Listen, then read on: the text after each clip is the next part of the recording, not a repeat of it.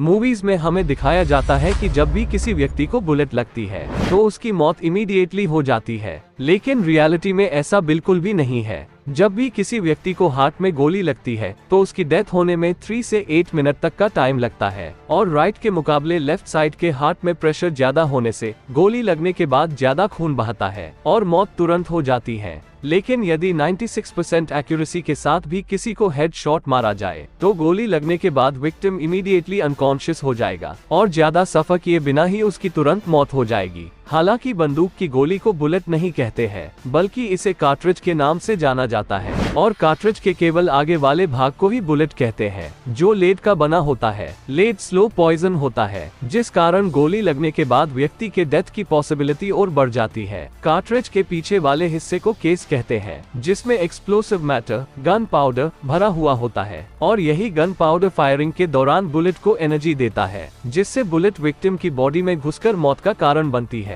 गोली से डेथ होने का सबसे बड़ा कारण है शॉक। गोली से उत्पन्न हाई एनर्जी इम्पैक्ट बोन्स को भी कुचल देता है। जैसे पानी में फेंका गया पत्थर उसमें वेव क्रिएट करता है, ठीक उसी प्रकार जब 1500 माइल्स पर आवर की स्पीड से गोली हमारे शरीर में घुसती है तो वह एक तरह की शॉक वेव उत्पन्न करती है, जिस कारण हमारे बॉडी को तेज शॉक लगता है। शॉक वेव ऑर्गन्स को चीर फाड़ देता है, जिससे शरीर में भारी डैमेज होता है। कई सारे केसेस में देखा गया है कि बुलेट लगने से बोन फ्रैक्चर हो जाती है, जबकि बुलेट बीच के मांस में अटक जाती है और बोन को टच भी नहीं करती है। यह सबसे बेहतरीन एग्जाम्पल है शॉक वेव को समझने का।